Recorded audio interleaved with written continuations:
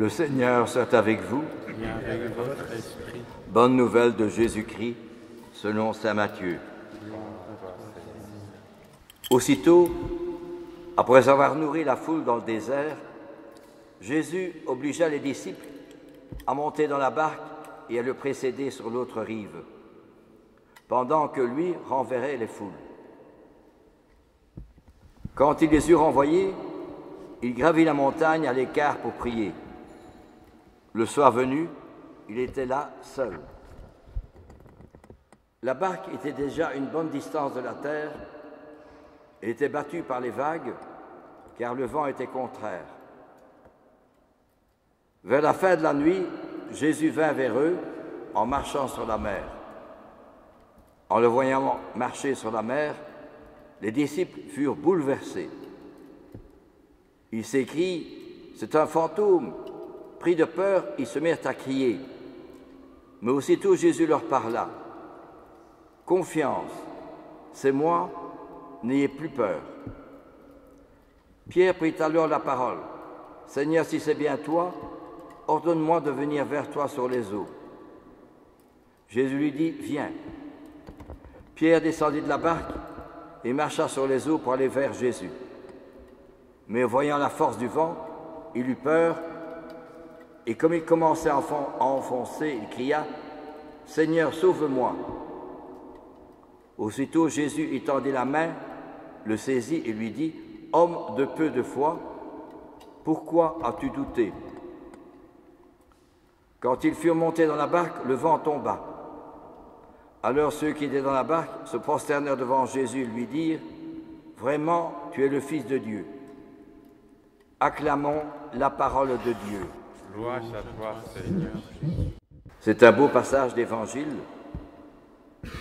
de saint Matthieu qui est proposé à notre méditation ce dimanche matin pour le 19e dimanche du temps ordinaire après la Pentecôte. Ainsi donc,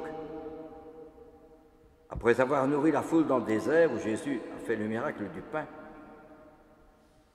il oblige ses disciples à monter dans la barque et à le précéder sur l'autre rive en disant « Je vais venir, allez toujours de l'autre côté ». Et lui renvoie les foules. Et quand il les a renvoyés, Jésus monte la montagne à l'écart pour prier. Le soir était venu, il était là seul. C'est aussi une invitation pour nous de croire dans l'efficacité et la puissance de la prière.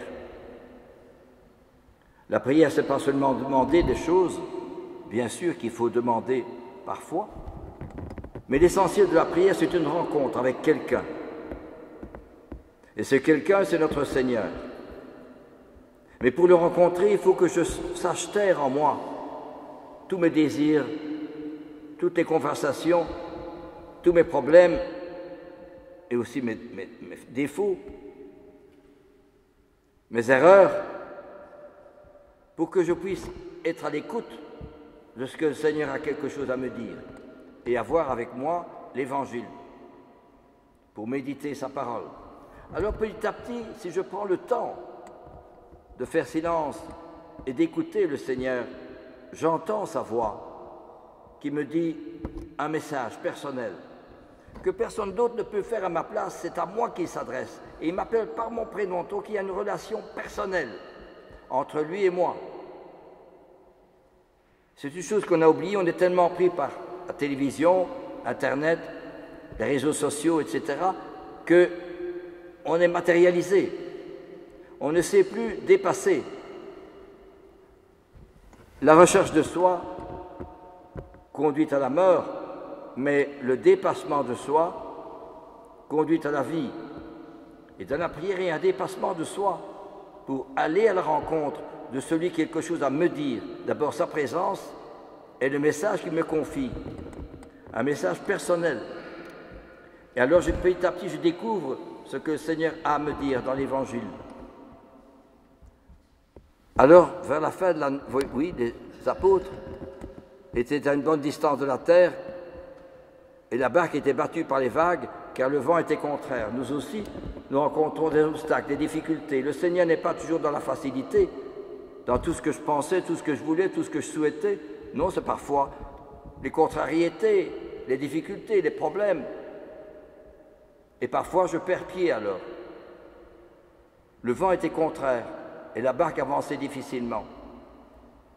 Et voilà que vers la fin de la nuit, vers 4 heures du matin, entre 3 heures et 6 heures du matin, Jésus vient vers eux en marchant sur la mer. Ça aussi, c'est quelque chose d'étonnant. Le Seigneur, c'est une surprise. Il nous prend au moment où je m'y attendais le moins. Et il m'appelle dans les difficultés, dans les problèmes, dans la solitude, dans les rejets, que sais-je, les critiques, les oppositions. Et le Seigneur est là, et il m'appelle. Je croyais que tout irait bien, que tout s'était bien, que je pense que ça allait se réaliser comme je le souhaitais. C'est tout le contraire. Jésus marche sur les eaux. Alors les disciples sont bouleversés. Nous aussi, nous sommes bouleversés parce que nous ne croyons plus. Ce n'est pas possible, Seigneur, qu'il se passe ceci ou cela dans ma vie. Je ne comprends plus. C'est fort. Le problème du mal. Alors, les disciples crient, c'est un fantôme. Et ils se mettent à crier, ils ont peur. Nous aussi, nous perdons pied quand nous trouvons des difficultés, des problèmes, des contrariétés. Nous pensions que tout allait se réaliser comme je le souhaiterais, mais le Seigneur ne fait pas ce que moi je veux, ce que lui veut. Et c'est parfois tout le contraire de ce à quoi je pensais. Alors justement, nous crions, nous avons peur. Mais Jésus me dit, confiance, c'est moi, n'aie plus peur. Confiance, c'est moi, n'ayez plus peur. Ça, c'est une belle parole. Confiance. La prière, c'est d'abord la confiance. Et la vie chrétienne, c'est une confiance en Jésus. Parce que Jésus a soif de revivre sa propre vie à travers moi. Son évangile, ce n'est pas pour être écrit. Et puis c'est tout. Son évangile, c'est pour être vécu. La différence qu'il y a entre les saints et la parole de Jésus, c'est que la parole de Jésus, c'est la lettre écrite, tandis que les saints, c'est la même note, mais elle est chantée. Et justement, Jésus dit, confiance, c'est moi, n'ayez pas peur. Donc, je retrouve dans la confiance cette présence merveilleuse de Jésus. Et alors, Pierre, dit à Jésus, si c'est bien toi, ordonne-moi de venir sur les eaux. Et Jésus lui dit, viens. Et Pierre descend de la barque, il marche sur les eaux pour aller vers Jésus, mais perd pied, il a peur, la force du vent. Nous aussi, nous voulons bien suivre le Seigneur, mais pour autant que je sois toujours dans mes idées, dans mes raisonnements, dans ce que je souhaite. Mais pas quand il y a des difficultés, des problèmes, la solitude, je perds pied. Je ne comprends plus, Seigneur, je ne comprends pas, tu m'abandonnes. Alors justement, Jésus lui tend la main, homme de peu de foi, pourquoi as-tu douté? Pourquoi as-tu douté? C'est alors qu'il faut regarder notre Seigneur sur la croix, notre Seigneur là au-dessus de l'autel et aussi à l'autel. Parce que c'est le sacrifice de la croix qui nous est proposé, ce n'est pas seulement un repas. Un repas on peut prendre ou dans un café, on peut aller se retrouver ensemble et discuter. Mais à la messe, c'est quelqu'un qui donne sa vie. Alors je retrouve quelqu'un, c'est formidable, il donne sa vie pour moi. C'est formidable. Voyez-vous, les saints, quand ils allaient à la messe, eh bien, ils étaient bouleversés, fascinés. Quelqu'un qui donne sa vie. Alors, tout est transformé. C'est Pierre comptait trop sur lui. Il disait, ordonne-moi de venir à toi. Mais Pierre comptait sur lui, je vais faire comme le Seigneur. Non, il faut compter sur lui, sur le Jésus, et pas sur moi-même. Alors, homme de peu de foi, pourquoi as-tu douté? Et quand ils furent montés dans la barque, le vent tomba.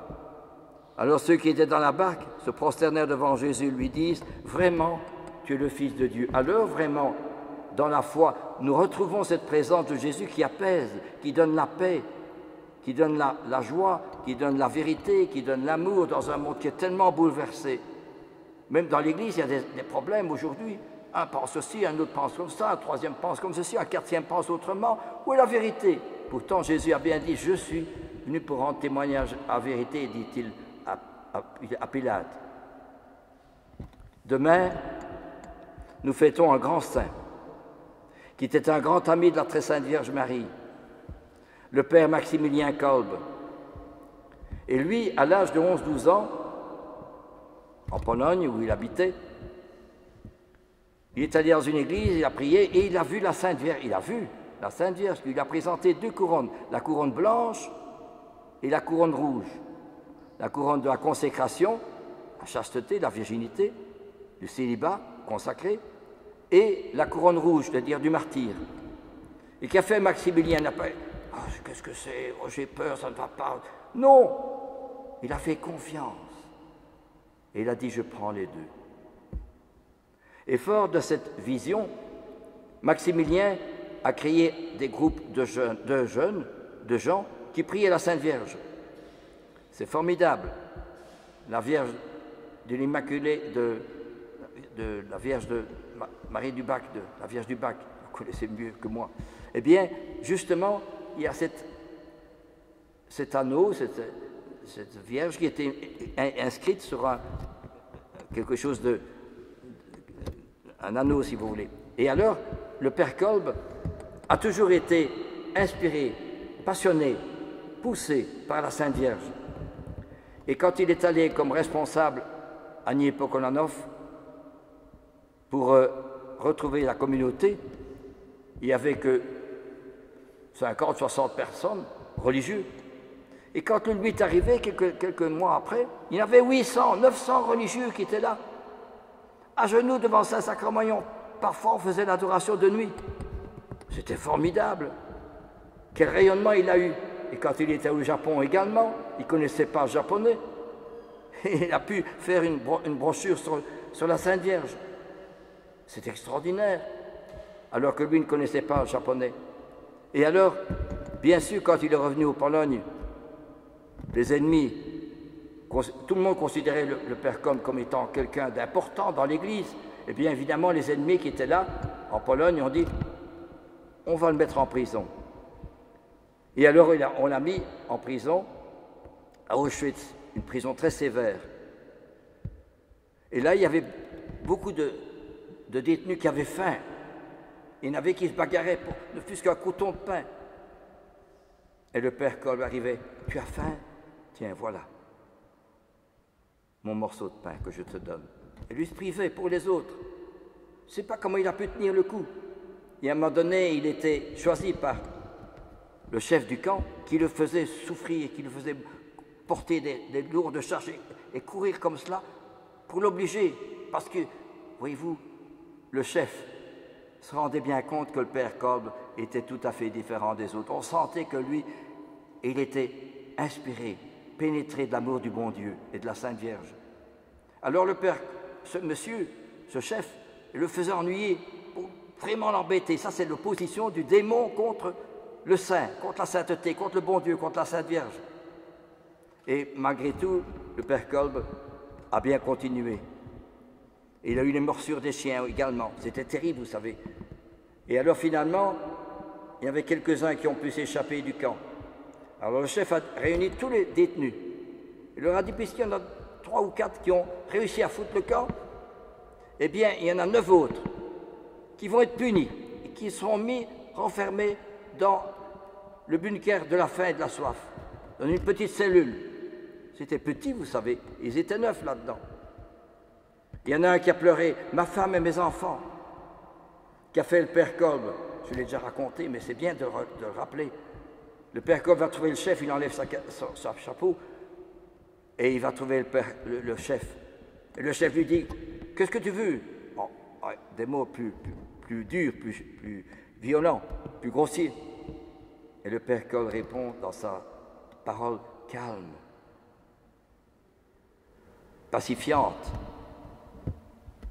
Il dit, je demande la permission de prendre la place de l'autre. Lequel veux-tu? Celui qui a une femme et des enfants. Qui es-tu? Je suis un prêtre catholique. Je suis âgé, tandis que l'autre, il a une femme, des enfants, et moi je n'en ai pas. Alors le chef était interloqué. Quelqu'un qui veut volontairement mourir de faim et de soif, dans une ignominie terrible, une promiscuité formidable. Et alors, le chef lui dit, tu peux y aller. Alors ils ont dû se déshabiller entièrement dans une petite pièce où il y avait simplement un soupirail pour respirer, où il n'y avait qu'un seau hygiénique, c'est tout. Et alors, là-bas, dans le camp, dans le bunker, on n'a entendu que des chants et des prières qui étaient entonnés par le père Kolb. Et tout le camp, tous les centaines de prisonniers étaient médusés. Quel grand silence! Ils étaient médusés. C'est pas possible. Ils sont là-bas dans le camp alors qu'on n'entendait souvent que des cris de colère, de violence. On n'a entendu que des chants et des prières. Tout le camp, un grand silence. Tout le monde était émerveillé.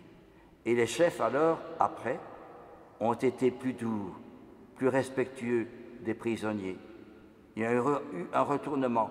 Et le dernier qui est mort là, on a fait une piqûre fétale, je crois, et le père Kolb était assis par terre, il a tendu son bras, et bien sûr, il est mort. Et alors, bien des prisonniers ont demandé pour avoir son corps, on n'a pas voulu. Il est mort dans la fosse, on l'a brûlé. Mais celui qui a été libéré, dont le père Kolb a pris la place, il est allé à Rome, au Vatican, après la guerre.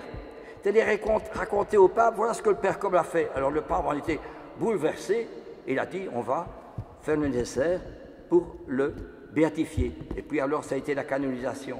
C'était magnifique, une belle vie en tout cas. Le fils de la Sainte Vierge. Et comme je l'ai dit une fois dans un sermon, il est mort la veille de la fête de la Sainte Vierge, c'est-à-dire le 14 août, l'après-midi, vers 15, 16 heures, 17 heures. Alors que c'est dans les fêtes, on fait toujours les fêtes à partir de la veillée au soir. Dans les premières vêpres, donc les vêpres, c'est-à-dire la prière du soir, eh bien, ça commence toujours la veille au soir. Eh bien, c'est le moment où le père Kolb est mort. Alors vous comprenez bien, quand il est arrivé au ciel, mais c'était la joie parfaite, hein. C'était extraordinaire. Tous les saints sont arrivés, l'ont acclamé. Il est tombé dans les bras de la Sainte Vierge et du bon Dieu.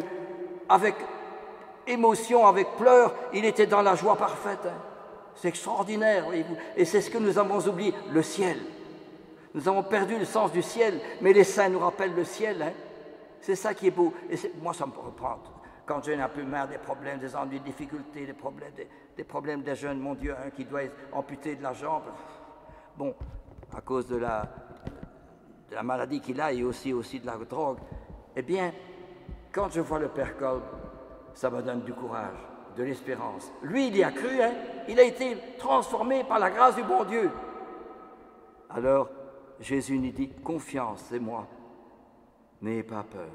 Et comme la première lecture qui nous dit, n'est-ce pas, quand le bon Dieu est arrivé, il n'était pas dans le bruit, il n'était pas dans le tonnerre, il n'était pas dans l'ouragan, mais il était, n'est-ce pas, ni dans le tremblement de terre, mais il était ni dans le feu, mais une brise légère. Et alors, Moïse a couvert son visage avec son manteau, et il s'est sorti, il se tenait à l'entrée de la couverne, parce que dans l'Ancien Testament, on ne pouvait pas voir Dieu. Dans le silence. Le père Kolb aussi, il a prié dans le silence. Et il a été transfiguré par la Sainte Vierge et par le bon Dieu. Tout qui allait vers lui se sentait meilleur quand on le quittait, parce qu'il était transfiguré. C'est beau, hein, mes frères et sœurs. Moi, ça me fait toujours beaucoup de bien de découvrir cela. Et alors, on raconte lecture, Saint Paul qui dit « Je préfère être séparé du Christ, de voir tous mes frères qui ne sont pas croyants, qui ne découvrent pas le Christ. » Parce que Paul était juif. Eh bien, nous pourrions dire la même chose aussi dans nos familles. On ne croit plus, hein. On ne présente plus le Christ. On ne croit plus. Mais les difficultés du temps et les difficultés des guerres nous rappellent, écoute, je suis là, hein. Qu'est-ce que tu fais pour m'écouter? Amen.